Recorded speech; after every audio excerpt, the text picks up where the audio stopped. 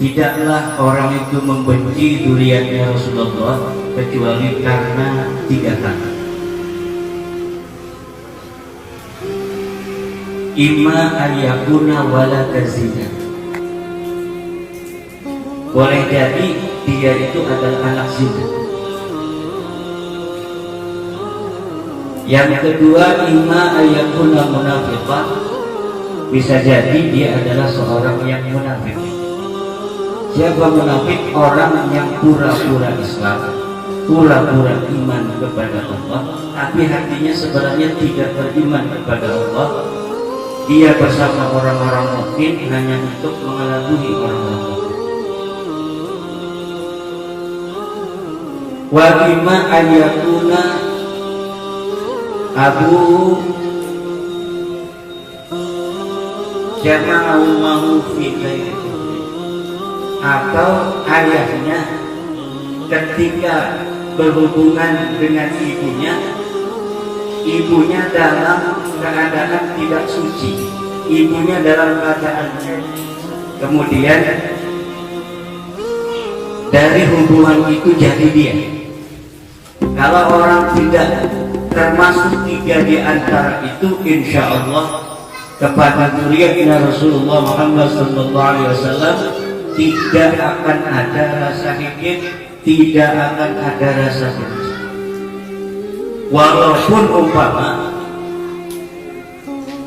dzurriyyatnya Rasulullah itu menzahirkan perbuatan yang tidak elok. Di dalam kitab Qami'ut Tugyan, Imam Syekh Nawawi rahimahullah menukil sebuah kisah dari gurunya. Gurunya itu di Mekah melihat syurafah, para keturunan Rasulullah berbuat sesuatu yang kurang enak. Kemudian waqa'a fi qalbihi syai'un, di hatinya ada sesuatu. Ini dzurriyyatnya Rasulullah, oh begini amat kelakuan. Kemudian pada malam hari dia bermimpi bertemu Sayyidatina Fatimah Az-Zahra Al-Batul. Kemudian dia memanggil Sayyidah Fatimah, tapi Sayyidah Fatimah tidak mau untuk melihat wajah dan itu penjelasan beliau Kiai Imaduddin Utsman ketika beliau masih aktif sebagai aktivis Front Pembela Islam. Beliau mengutip pernyataan atau penjelasan di dalam kitab Qami'ut Tugyan karangan ulama Nusantara yang sudah terkenal, Imam Syekh Nawawi Al-Bantani dari Banten juga. Dalam kitab beliau, Syekh Nawawi Al-Bantani mengajak kita untuk husnudzon terhadap para habaib, husnudzon terhadap ahlil bait, bahwa semua yang dilakukan ahli bait sekalipun kelihatannya itu dosa, itu telah dimaafkan oleh Allah Subhanahu wa taala. Ini kitab yang dibawakan oleh Kiai Haji Imaduddin waktu beliau masih menjabat sebagai aktivis MUI. Bahkan beliau bercerita ada seorang sikoh di Mekah ketika melihat sebagian para syarif, para habib dzurriyyah Nabi itu mengerjakan sesuatu anggaplah yang tidak menginakkan, secara zahir bertentangan misalnya dengan syariat, secara zahir berbuat maksiat misalnya. Ada seorang yang katanya Kiai Imaduddin itu gurunya Kiai Nawawi Al-Bantani, Syekh Nawawi Al-Bantani itu, di dalam hatinya ada sesuatu yang tidak suka sama habaib yang berbuat seperti itu. Akhirnya malamnya bermimpi kedatangan Siti Fatimah Az-Zahra radhiyallahu anha dan dipanggil-panggil, katanya itu tidak menoleh. Walaupun dipanggil salam tidak menjawab. Ini terjadi pada orang yang diceritakan oleh Syekh Nawawi ketika hanya hatinya saja tidak suka terhadap habaib. Habaib itu mengerjakan sesuatu yang pada zahirnya itu tidak mengenakkan. Zahirnya itu katakanlah salah.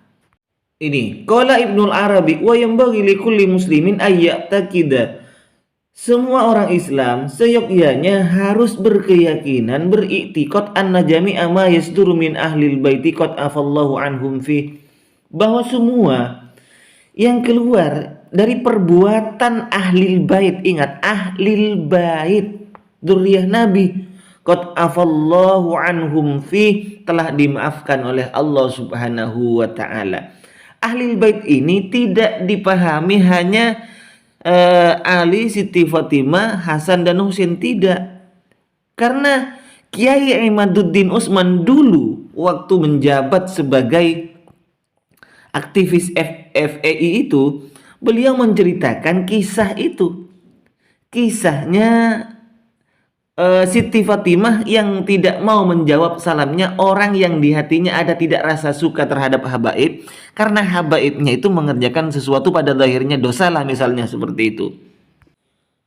Kemudian orang tersebut, kelanjutannya ceritanya Kiai Imaduddin itu, orang tersebut bermimpi Siti Fatimah. Nah, Siti Fatimah ini mu'ridah, berpaling, tidak menghadap terhadap orang yang di hatinya ada rasa tidak suka terhadap habaib yang berbuat salah itu.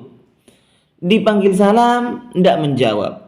Akhirnya beliau bertanya, wa sa'altuha an i'radiha. Saya tanya, ya Sayyidati, wahai Siti Fatimah, kenapa Anda berpaling dari saya? Faqalat innaka taqa'u fi syurafa. Jawaban Siti Fatimah, kamu itu berbuat apa terhadap syurafa? Kamu kan di hatimu ada rasa tidak suka terhadap habaib kan, terhadap syurafa itu, terhadap syarifah itu. Kemudian orang tersebut menjawab, fakultulah, saya menjawab terhadap Siti Fatimah, ya Sayyidati, amataroina ma taf'alun ma yaf'aluna finnas. Apa Sayyidati Siti Fatimah tidak melihat apa yang dikerjakan oleh para syarif, para habib terhadap orang-orang di Mekah ini? Lalu Siti Fatimah menjawab lagi, faqalat alaisahum abna'i. Loh, bukankah mereka itu anak-anakku? Kata Siti Fatimah, bukankah para habib, para syarifah itu anak-anakku? Fakultu laha, kemudian saya menjawab terhadap Siti Fatimah, minal ana tubtu, dari sekarang saya tobat Siti Fatimah. Akhirnya fa'akbarat, Siti Fatimah menghadap ilayya. Akhirnya yang dulunya berpaling, yang tadinya berpaling akhirnya menghadap. Fastaiqatu, kemudian orang yang bermimpi itu bangun. Coba bandingkan dengan mimpi ini dan pidato-pidato sekarang beliau itu. Saya tak habis pikir.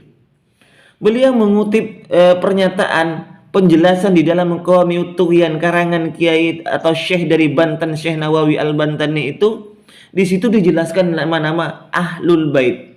Di situ dijelaskan tentang keutamaan Ahlul Bait. Di situ dijelaskan bahwa kita itu harus menghormat Ahlul Bait, mencintai Ahlul Bait, apapun keadaan Ahlul Bait itu, sekalipun pada zahirnya itu adalah berbuat salah.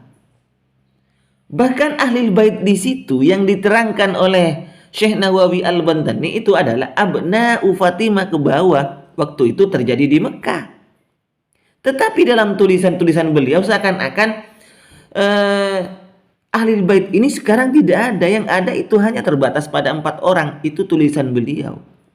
Bahkan beliau itu di dalam tulisan-tulisan dan ceramah-ceramahnya sekarang itu habaib tidak ada. Habaib itu bukan tidak ada dalam istilah Islam sampai sekarang seperti itu beliau itu. Jadi saya tidak habis pikir kenapa bisa seperti ini beliau itu. Kok nggak sinkron lah katanya antara pidato dan tulisan karangan beliau yang dahulu dengan tempo sekarang, tempo dulu dan tempo sekarang, nggak sinkron kayaknya gitu.